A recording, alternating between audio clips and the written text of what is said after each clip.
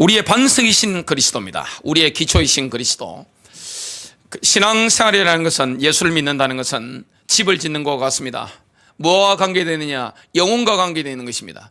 우리 인간은 영적인 존재입니다. 지금 저 뒤쪽에 보니까 우리 태어난 지 돌 지난 우리 아기도 안겨 있고, 저 유아실에는 유아들도 지금 있습니다. 저 아이들이나 좀 연세가 드신 분들이나 똑같습니다. 저도 마찬가지입니다. 인간은 영적 존재입니다. 인간은 영혼 불멸의 존재란 말이죠. 이 땅은 인생이 나그네 길이라고 말씀하고 있습니다. 많은 분들이 그 말씀을 하더라고요. 10대, 20대 뭐 4살을 생각하겠냐, 그 이야기를 합니다. 주로 50대 넘어가면서 이제 많이 살 날이 많지 않구나, 그러면서 준비한다고 하는 말들을 많이 하고 있습니다. 우리가 영혼 가운데 들어와 있다는 사실을 아셔야 됩니다. 인간은 영적인 존재요, 영원한 존재입니다.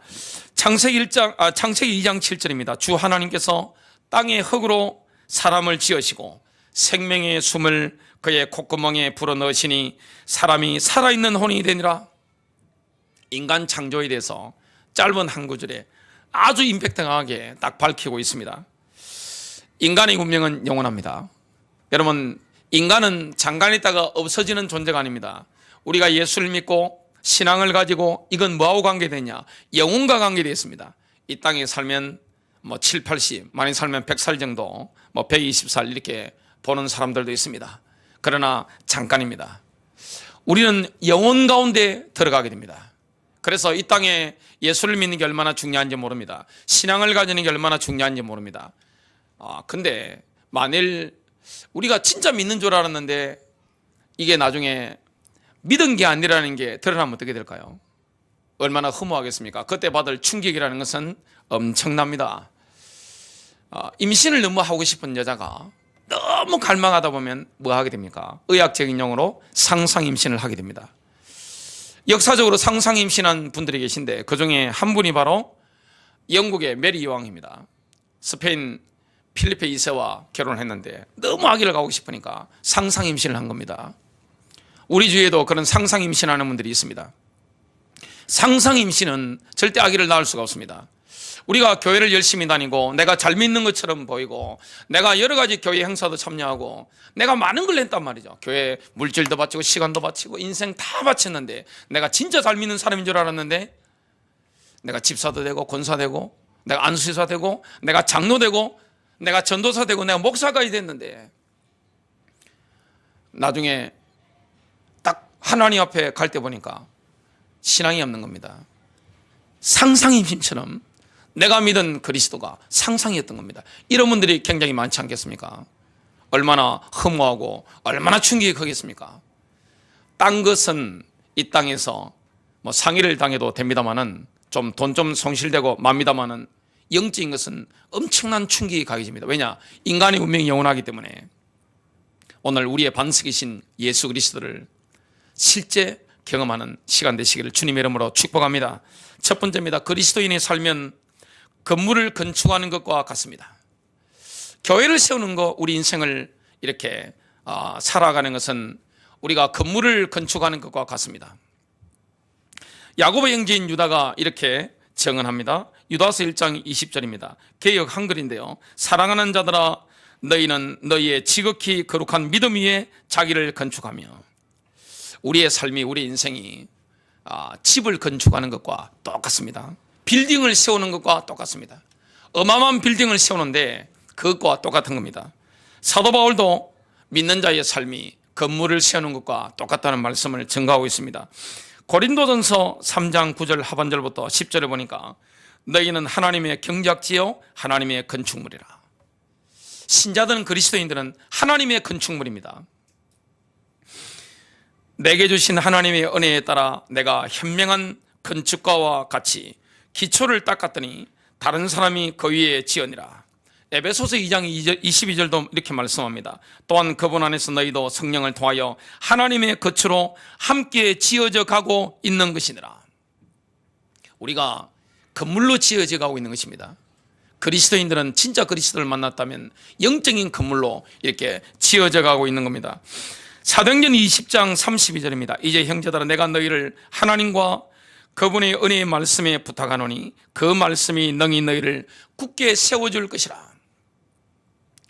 많은 그리스도인들이 믿음 생활하는데 그 믿음이 모래성 것 같이 어느 날 무너집니다. 비바람이 치거나 또 태풍이 불면 어떻게 됩니까? 모래성 위에 집을 지었기 때문에 싹 무너진 것을 보게 됩니다. 그것은 어디에 문제가 있는 겁니까? 기초가 문제가 있는 겁니다. 실제 내가 그리스도를 만나지 않았는데, 내가 그리스도를 체험하지 않았는데 이렇게 교회를 열심히 다니고 내가 직분까지 받고 목사까지 됐단 말이죠. 그거 가지고 하나님 나라에 들어갈 수가 없는 겁니다. 그거 가지고 영혼에 우리가 들어갈 수가 없는 겁니다. 자연계의 이치를 보면 영구적인 건축물을 짓는데 가장 중요한 부분이 바로 기초입니다. 저는 해운대에 제가 살았던 적이 있습니다.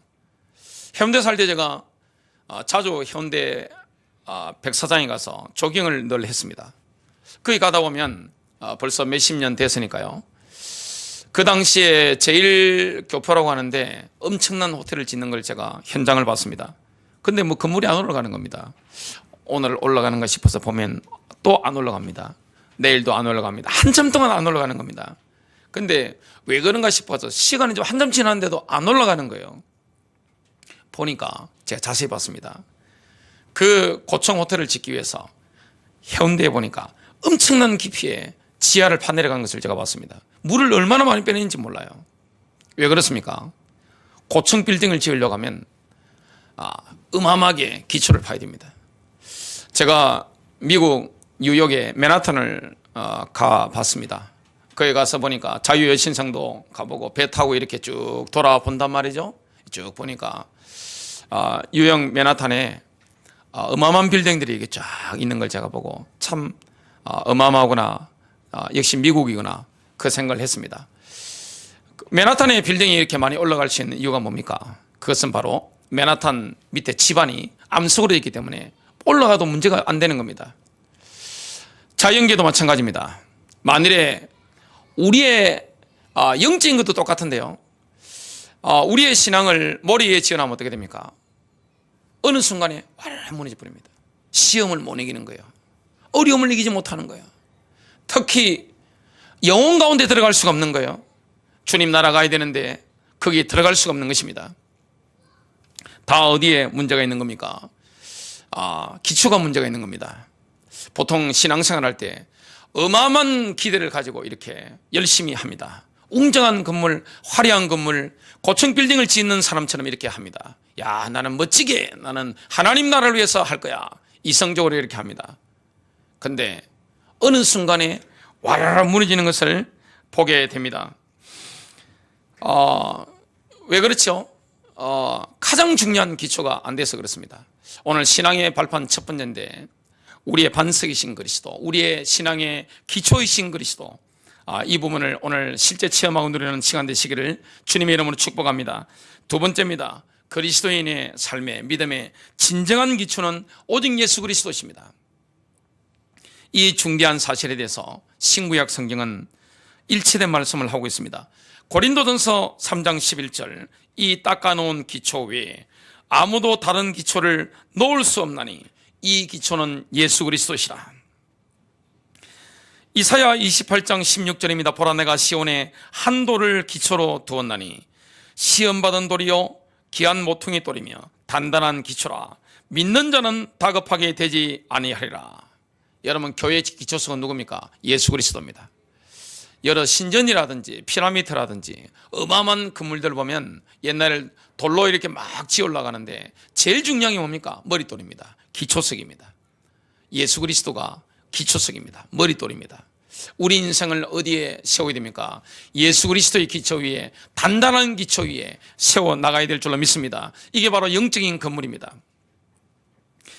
베드로전서 2장 6절은 이사야서 28장 16절을 그대로 인용합니다. 보라, 내가 택한 기중한 모퉁이 돌을 시온에 두노니 그를 믿는 사람은 수치를 당하지 아니하리라. 그리스도인의 믿음의 기초는 특정한 사람이 아닙니다. 목사도 아니에요. 바울이 자기를 교회 기초라고 하지 않았습니다.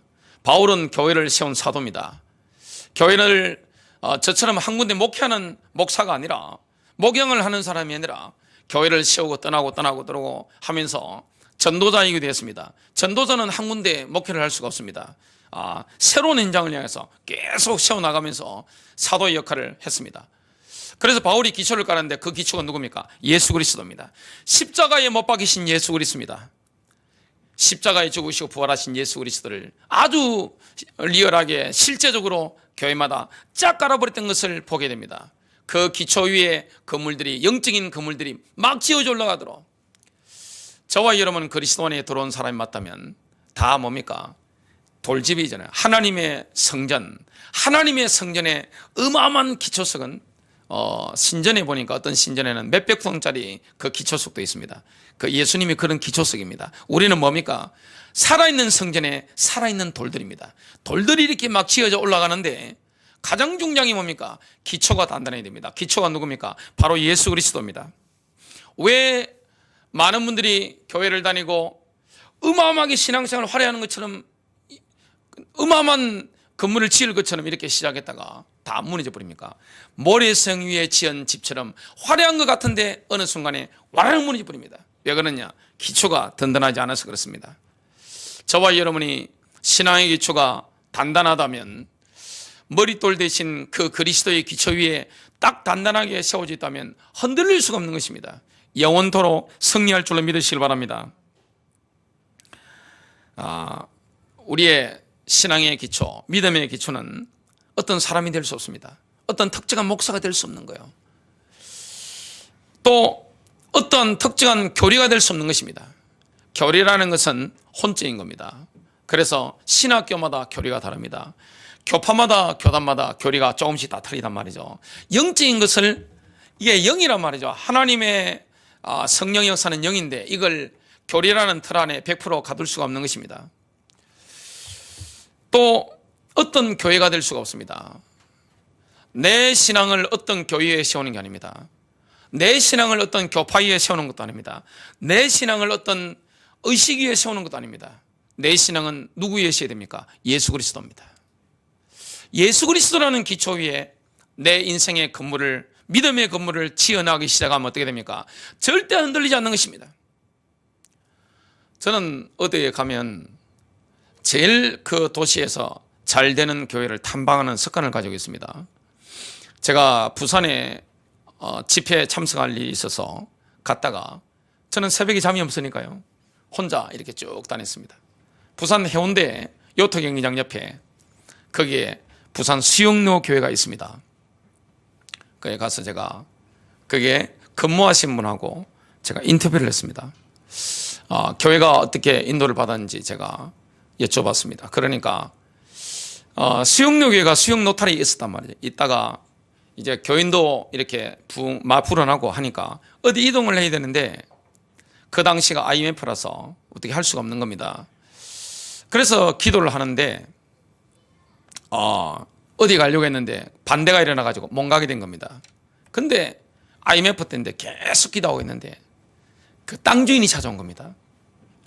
그래서 돈이 없다, 지금 나라도 어렵고 교인도 어렵고 돈이 없다, 그렇게 목사님 말씀을 드리니까 어떻게 할 수 있는 방법을 다 찾아드리겠습니다 해가지고 교회에 회의를 했는데 이렇게 다 만장일치로 좋습니다 이렇게 한 겁니다. 그때 쌍용건설에서 찾아왔답니다. IMF 가 아니라 목사님, 이게 사람이고 기계고 놀릴 수가 없으니까 어떻게 좀 이렇게 하면 안 되겠냐고 이렇게 해서 시작을 했답니다. 그 지금 수영역 교회가 있는 그 장소 바로 옆에 지하철역이 있습니다. 그 옆에 지하철역을 팠었는데 딱 파는데 반석이 나온 게 아니라 물이 쏟아져 가지고 공사비가 엄청 더 들어간 겁니다. 근데 교회가 인도를 받아가 기도하는 가운데 쫙 갔는데 땅을 딱 팠는데 교회 설교 도면이 딱 나왔는데 그 도면대로 딱 파 내려가니까 그 딱 그 깊이만큼 뭐가 나와버리냐, 반석이 딱 나와버린 겁니다. 그래서 이 건축비도 전략하고 이렇게 교회가 딱 견고하게 올라갔다, 그 간증을 제가 들은 적이 있습니다. 저와 여러분의 신앙이 흔들리지 않고 영원토록 승리하는 길이 뭡니까?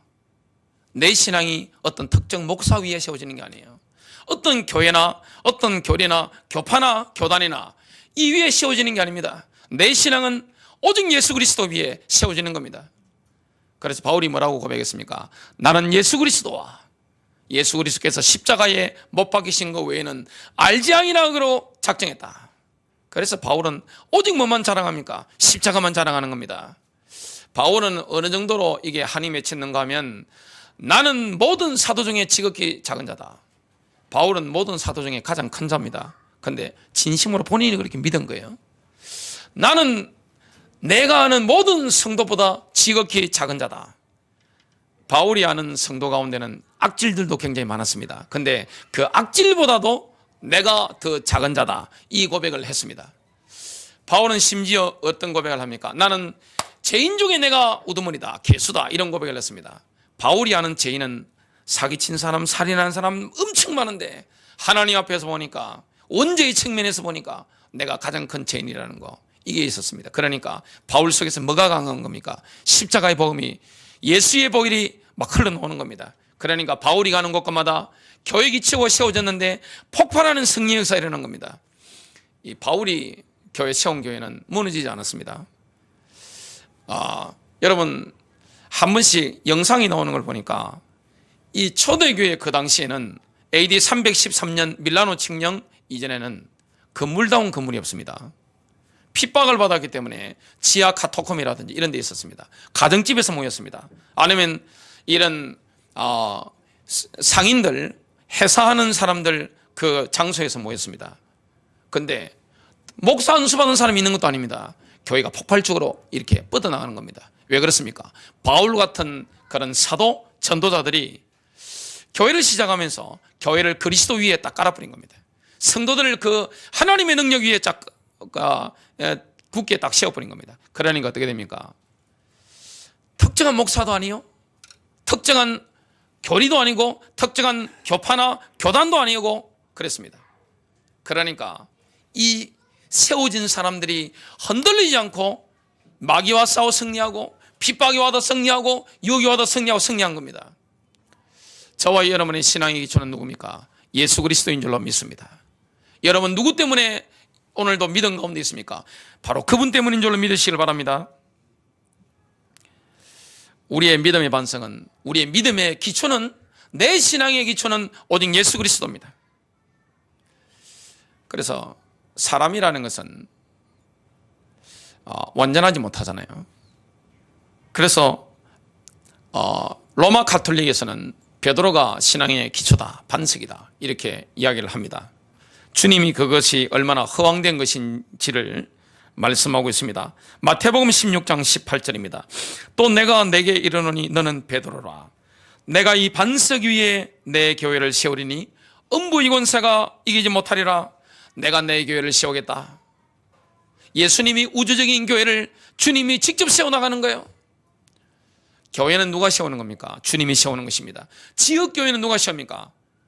바울 같은 사도, 그리고 개척하는 목사나 장로, 이런 인물들이 지역교회는 세워나가는 겁니다. 어디에 세우는 겁니까? 그리스도 위에. 성도들이 그리스도 위에 딱 세워지도록 흔들리지 않도록 딱 만들어버리는 겁니다. 바울이 그 일을 한 것이고, 우리 주님께서 우주적인 교회에 세워나가는 겁니다. 베드로는 뭡니까? 베드로는 이 작고 하찮은 돌, 페트로스입니다. 조약돌을 말합니다. 이 반석에 내 교회를 세운다 말씀하셨을 때 그 반석은 뭡니까? 페트라입니다. 지금도 중동에 가면 페트라라는 지역이 있습니다. 큰 바입니다. 엄청난 바입니다. 우주적인 교회는 예수 그리스도라고 하는 엄청난 기초석 위에 세워지는 겁니다. 흔들릴 수가 없는 것입니다. 그 어떤 독재자도 교회를 못 이겼습니다. 그 어떤 핍박도 교회를 이기지 못했습니다. 만일 교회가 연약한 베드로 위에 세워졌다면 굉장히 불안정한 조직이 되었을 겁니다. 베드로는 어땠습니까? 예수님이 십자가에 못 박히시기 전에 도망갔습니다. 심지어 어땠습니까? 3번 부인했습니다.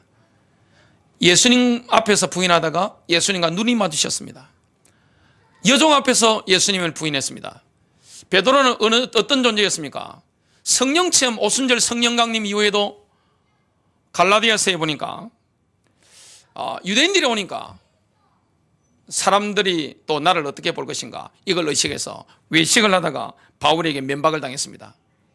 그것이 나옵니다. 마태복음 16장 22절부터 23절에 예수님이 십자가 지신다고 하니까 주여 그리 마옵소서. 그때 예수님 뭐라고 말씀합니까? 23절에 사탄아 내 뒤로 물러가라. 너는 나를 넘어지게 하는 자로다. 내가 하나님의 일을 생각하지 아니하고 도리어 사람의 일을 생각하는도다. 조금 전에 주는 그리스도시요 그랬다가 잠시 후에 뭐합니까? 사탄 소리 들었습니다. 영적인 판단 미스를 할 수 있는 게 뭡니까? 인간입니다. 인간은 완전한 존재가 없습니다. 인간은 재성을 가지고 있습니다. 연약함을 다 가지고 있는 겁니다. 교회는 그 기초가 누굽니까? 예수 그리스도입니다. 감리교도, 장로교도, 순복음도, 침례교도 전부 다 그 기초가 누굽니까? 진짜 믿는다면 뭡니까? 예수 그리스도입니다. 예수 그리스도 기초 위에 집을 건축하는 사람, 신앙을 건축하는 사람은 다윗처럼 찬양할 수 있습니다. 다윗은 성령의 감동을 받았잖아요. 구약의 인물입니다. BC 천년경의 인물입니다. 예수님 오시기 천년경의 천년 전의 인물인데 예수님만이 반석이라는 사실을 정확하게 밝히고 있습니다. 시편 18편 2절입니다. 여호와는 나의 반석이시요 나의 요새시요 나를 건지시는 이시요 나의 하나님이시요 내가 그 안에 피할 나의 바위시요 나의 방패시요 나의 구원의 뿌리시요 나의 산성이시로다. 시편 62편 1절과 2절입니다. 우리 같이 화면에 놓으니까 같이 합독합니다. 시작. 나의 영혼이 잠잠히 하나님만 바라며 나의 구원이 그에게서 나오는도다. 오직 그만이 나의 반석이시요 나의 구원이시요 나의 요새이시니 내가 크게 흔들리지 아니하리로다. 시편 62편 5절부터 7절 우리 TV 보시면서 큰 목소리로 합독합니다. 시작. 나의 영혼아 잠잠히 하나님만 바라라. 물론 나의 소망이 그로부터 나오는도다. 오직 그만이 나의 반석이시요 나의 구원이시요 나의 요새이시니 내가 흔들리지 아니하리로다. 나의 구원과 영광이 하나님께 있으며 내 힘의 반석과 피난처도 하나님께 있도다. 큰 세 번째입니다. 그리스도의 반석 위에 우리의 믿음을 세우려면 반드시 그리스도를 인격적으로 만나야 됩니다. 흔들리지 않는 영원한 기초 위에 우리의 믿음을 세우려고 하면 이게 영혼과 관계되잖아요. 여러분, 예수를 믿는다는 것은 뭡니까? 영혼과 관계됩니다. 예수를 믿는 것은 뭡니까? 죽고 사는 문제인데 이 땅에서만 죽고 사는 문제가 아닙니다. 이 땅에서와 영원토록 죽고 사는 문제가 뭡니까? 바로 예수 그리스도를 믿는 것입니다. 그래서 반드시 그리스도를 인격적으로 만나야 되는데요. 그리스도를 인격적으로 체험하는 4단계가 마태복음 16장 13절부터 18절에 예수님과 베드로와의 대화 가운데 나옵니다. 자, 첫 번째 단계가 뭡니까? 우리의 인생의 근본을 흔들어 놓는 예수님과의 개인적인 만남이 있어야 됩니다. 예수님과의 인격적인 만남이 있어야 됩니다. 내가 직접 만나는 겁니다. 주님을 직접 만나는 거예요. 지금은 누가 역사하시죠? 자, 베드로는 예수님을 직접 만났습니다. 지금은 예수님을 우리가 어떻게 직접 만납니까? 성령님을 통해서. 성령님은 지금 인격적으로 이 자리에 계십니다. 우리 안에 계십니다. 우리 함께 계십니다. 예수님이 이 땅에 33년, 약 33년을 이 땅에 계셨습니다. 가실 때 뭐라고 하셨죠? 보혜사 성령을 보내겠다. 또 다른 보혜사를 보내겠다. 또 다른 인격이 오게 될 것이다. 그 인격이 누굽니까? 성령이십니다. 그래서 오순절 성령 강림 이후에는 인격으로 우리 안에 계시고 우리와 함께 계시는 분 누구십니까? 성령님입니다. 여러분, 이 사실을 붙잡고 믿으시길 바랍니다. 그래서 성령의 터치가 직접 일어나는 겁니다. 성령의 역사로 말미암아 예수 그리스도를 인격적으로 내가 직접 만나는 것입니다.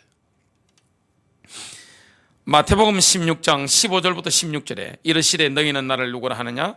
시몬 베드로가 대답하여 이르되 주는 그리스도시요 살아계신 하나님의 아들이시니다. 두 번째 단계입니다. 성령님이 주시는 계시를 받는 겁니다. 성령의 계시를 받아야 됩니다. 하나님이 계시하시는 겁니다. 감춰졌던 게 열려버리는 거죠. 우리 인간적인 지성으로는 영적인 걸 분별할 수가 없습니다. 여러분, 아무리 하버드 대학을 나와도 박사학위를 받아도 영적인 것은 영으로 분별하는 것이지 내가 영적으로 살아있지 않으면 영으로 내가 받을 수는 없는 거예요. 영적인 계시를 받아야 됩니다. 예수 그리스도를 내가 성령의 역사로 말미암아 성령의 터치가 내게 일어나야 되는 것이고, 그 성령님이 주시는 하나님의 계시를 내가 직접 받아야 되는 겁니다. 계시를 받아야 되는 거예요.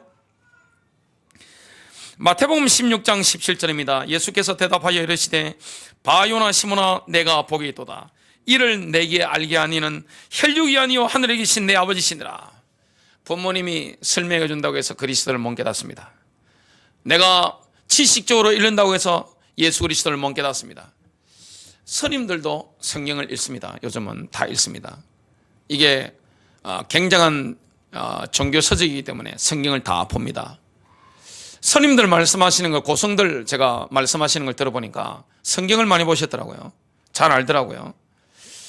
그리고 국문학자들 성경을 거의 통째로 깨고 있는 분들이 있습니다. 다 알아요. 그 아는 것과 우리가 정말 그리스도를 성령의 역사로 말미암아 내가 직접 만나고 성령의 계시를 받는 것은 완전히 다릅니다. 예수님이 나사렛에서 사셨는데 예수님이 함께 사셨던 고향 분들이 예수님을 전혀 몰랐습니다. 뭐만 알았습니까? 육신적인 예수만 알았습니다. 예수님이 그리스도시요 살아계신 하나님의 아들이라는 사실은 전혀 모르는 겁니다. 이거는 누가 가르치셔야 됩니까? 성령님이 가르치셔야 되는 겁니다. 성령이 역사하시면 그리스도를 깨닫게 됩니다. 그리스도를 알게 되는 겁니다. 내가 머리로 아는 게 아닙니다. 내가 그리스도에 대한 계시를 받게 되는 것입니다. 교회를 다니는 것과 내가 그리스도를 인격적으로 만나는 것은 완전히 다른 겁니다. 다를 수 있는 겁니다. 예수 그리스도가 누구신가? 예수님의 정체성에 대한 계시는 성령님이 가르쳐 주시는 겁니다. 지금도 마찬가지입니다. 오늘날에도 전 세계에 있는 75억의 인구에게 성령님이 역사하고 있습니다. 복음 전하는 사람들을 통해서, 방송 설교를 통해서, 또 입술 대 입술로 복음 전하는 분들을 통해서 지금도 성령님이 역사하고 있습니다. 여러분, 성령의 역사를 가장 강력하게 경험하려면 뭐 해야 됩니까? 말씀을 선포해 보셔야 됩니다. 특히 복음 전하다 보면 성령님이 나를 살아삽니다, 이런 것들을 여러분 경험하게 됩니다. 성령님이 지금 역사한단 말이죠. 예수가 그리스도라는 계시는 성령의 역사로만 알 수 있습니다. 머리로 알 수 없는 겁니다. 내가 입으로 한다고 되는 게 아닙니다. 입으로 그리스도 이런 분이라고 막 한다고 되는 게 아닙니다. 물론 그것도 필요하겠지만 본질적으로 뭡니까? 근본적으로는 성령이 주시는 계시입니다. 성령이 내게 계시하시는 걸 내가 알아듣는 겁니다. 내가 그리스도를 인격적으로 만나는 겁니다. 그래서 2000년 전에 주님은 십자가에 주시고 십자가이시고 부활하시고 성천하셨는데 성령님을 보내셨단 말이죠. 그 성령의 터치로 우리가 그리스도를 만나게 되는 겁니다.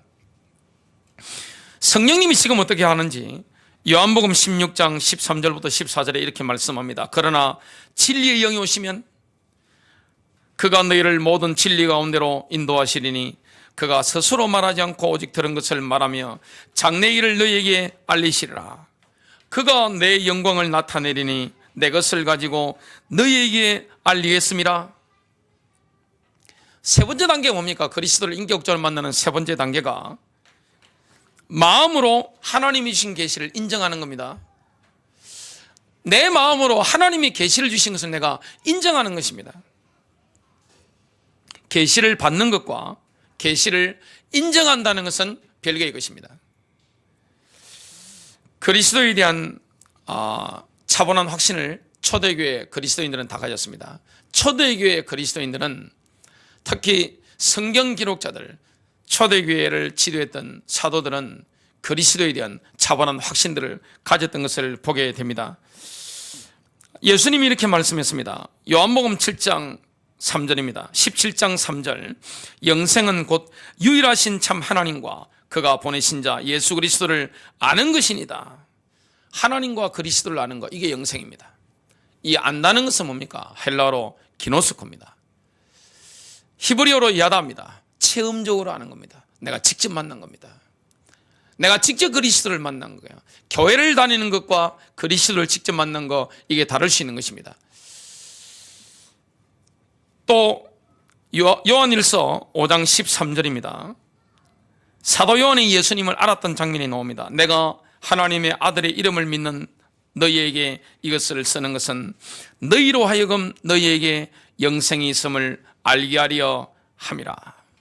알았습니다. 이들은 영생이 있음을 알은 것입니다. 체험적으로 안 거예요. 내게 영원한 생명, 예수 생명이 있다는 것을 안 것입니다. 사도 요한이 또한 그리스도에 대한 아는 지식을 이렇게 요한일서 5장 20절에 증거하고 있습니다. 또 아는 것은 하나님의 아들이 이르러 우리에게 지각을 주사 우리로 참된 자를 알게 하신 것과 또한 우리가 참된 자 곧 그의 아들 예수 그리스도 안에 있는 것이니 그는 참 하나님이요 영생이니라. 알은 겁니다. 바울이 그리스도를 알은 것을 디모데후서 1장 12절 하반절은 이렇게 말씀합니다. 내가 믿는 자를 내가 알고 또한 내가 의탁한 것을 그날까지 그가 능히 지키실 줄을 확신함이라. 바울은 이런 확신 가지고 있었습니다. 그리고 내배전 단계가 뭡니까? 공개적인 고백입니다. 내가 그리스도를 성령의 역사로 말미암아 내가 인생의 근본이 흔들릴 만큼 내가 만났단 말이죠. 그럼 주님이 우리가 뭡니까? 성령께서 계시하시는 겁니다. 그리고 그 계시를 내가 마음으로 인정하는 겁니다. 그 다음에는 뭡니까? 공개적으로 고백하는 겁니다. 공개적으로 고백하지 않는 것은 내가 실제 그리스도를 만나지 못한 겁니다. 주는 그리스도시요 살아계신 하나님의 아들이시니다.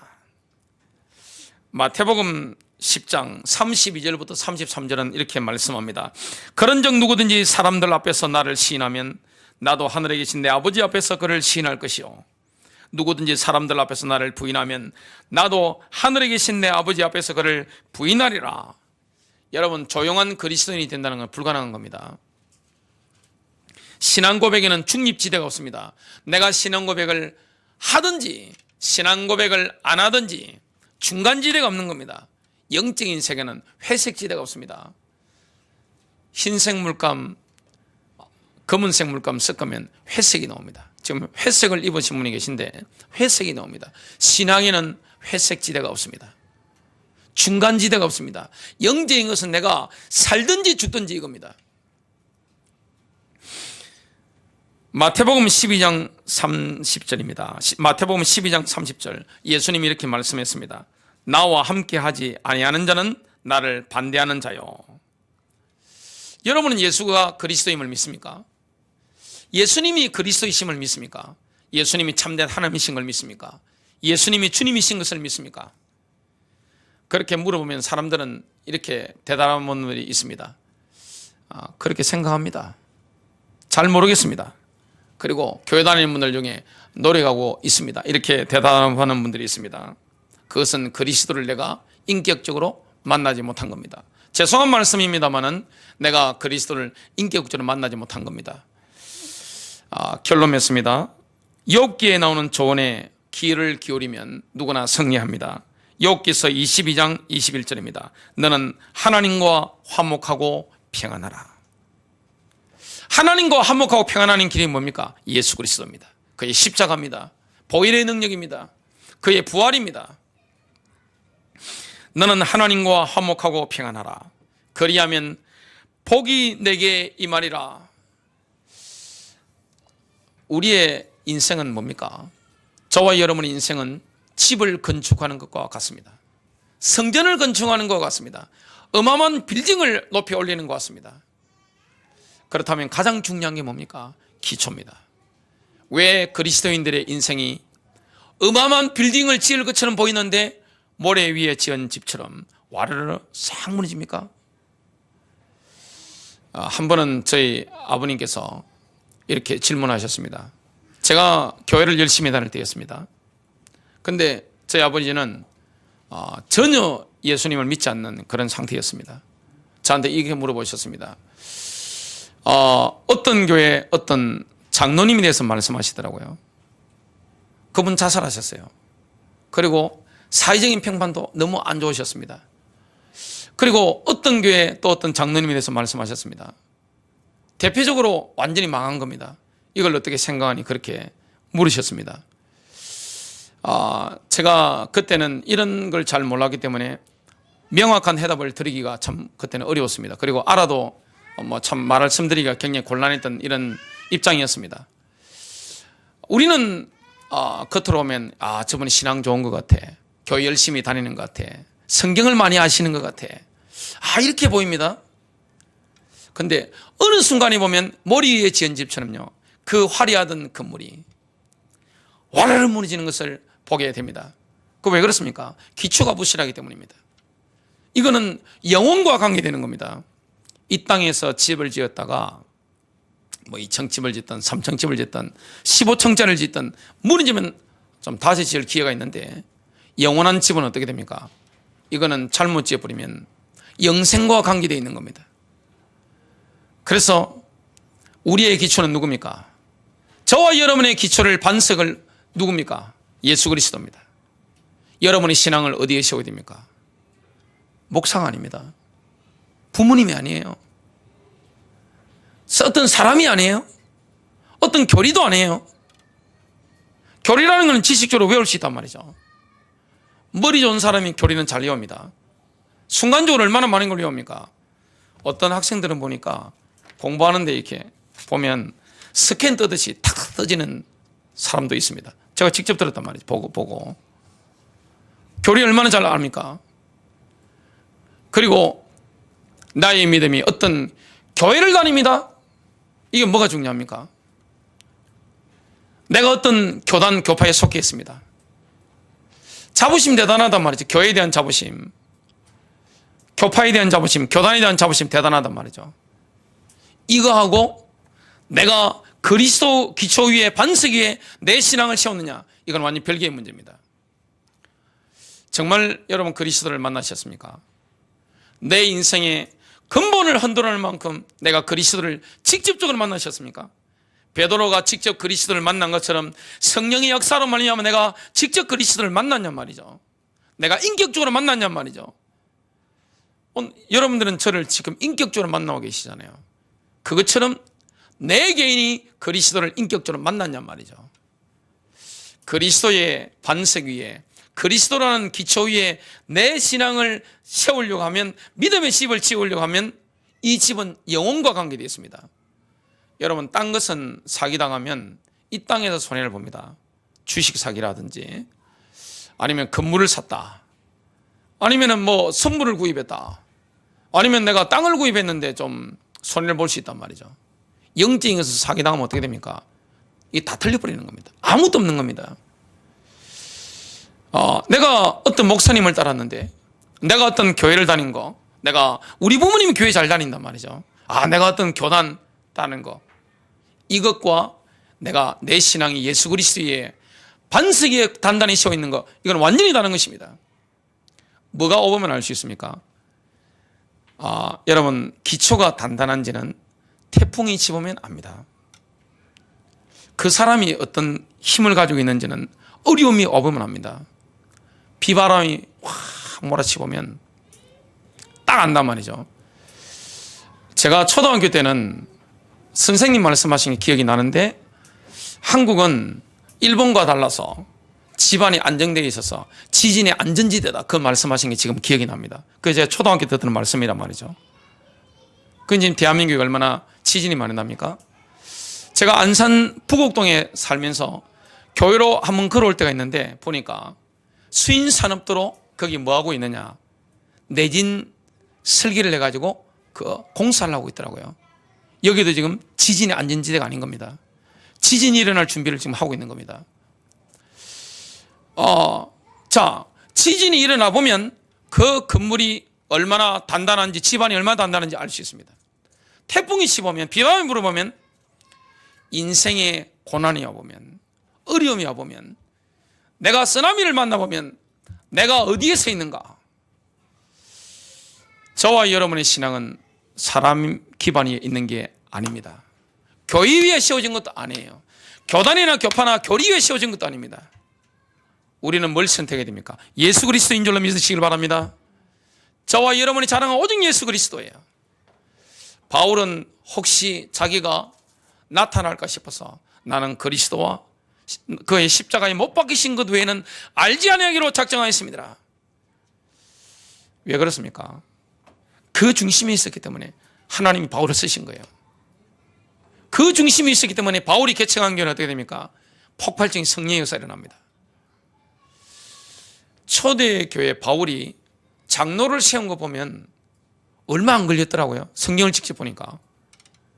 한국은 그렇게 세우면 큰일 납니다. 왜 그렇습니까? 워낙 가짜가 많기 때문에. 그래서 미국의 선교사들이 왔을 때 왜 세례를 바로 안 줬느냐, 이게 세례 받고 나서 보니까 아니란 말이죠. 가짜가 많단 말이죠. 원래 세례는 언제 주는 겁니까? 예수 믿었다, 신앙 고백했다, 바로 그 시간에 주는 겁니다. 그날 밤에 주는 거예요. 성경을 한번 읽어보시기 바랍니다. 사도행전을. 여러분의 신앙은 어디에 세워져 있습니까? 부모입니까? 목사입니까? 어떤 교리입니까? 어떤 교회입니까? 여러분의 자랑은 뭡니까? 예수 그리스도입니까? 여러분 인생의 위기 왔을 때, 신앙의 시험거리 왔을 때, 환란이 왔을 때 반석이 뭡니까? 예수 그리스도 맞아요? 이게 있으면 승리하는 겁니다. 다윗이 거기 승리한 겁니다. 이 예수 그리스도라는 반석 위에, 기초석 위에 내 신앙 믿음을 그물을 세우려면 어떻게 됩니까? 빌딩을 세워나가면 그리스도를 만나야 되는 거예요. 내가 인격적으로 만나야 되는 거예요. 직접적으로 만나야 되는 거예요. 성령님의 터치가 있어야 되는 거예요. 영적 기도했다고 그리스도를 만난 겁니까? 착각입니다. 내가 성령님의 터치가 있어야 됩니다. 계시가 있어야 되는 겁니다. 아, 예수님이 하나님이시네? 그리스도시네? 그분이 십자가 지셨네? 나를 위해 지셨네? 주님이 나를 위해 죽으셨네? 부활하셨네? 주님은 지금 성령의 역사하시네? 그 믿는 자에게 어마어마한 영적인 축복을 주셨네? 모든 신령한 복을 다 주셨네? 눈이 뒤집어지게 정상입니다. 예수를 믿으면. 여기에 내 뭘 걸게 됩니까? 인생과 생명, 시간, 물질, 내 자녀까지 다 걸게 됩니다. 왜냐? 만났기 때문에. 만났잖아요. 그리고 마음으로 내가 인정했잖아요. 내가 영생을 가졌다는 걸 아는 것입니다. 이 그리스도에 대해서 확신을 가지는 것입니다. 아, 주님은 이런 분이네. 내가 알았단 말이죠. 그런 마음이니까 공개적으로 고백하는 것입니다. 숨어서 혼자 믿을 수 있는 그리스도인은 가짜입니다. 그 믿는 사람이 아닙니다. 고백이 되는 것입니다. 나는 그리스도를 믿어요. 나는 구원받았음을 믿어요. 나는 제사함을 믿어요. 나는 기도 응답한다는 사실을 믿어요. 주님이 나의 주인 되시고 나와 함께 하신다는 사실을 믿어요. 여러분 승리하게 되시기를 주 예수 그리스도 이름으로 축복합니다.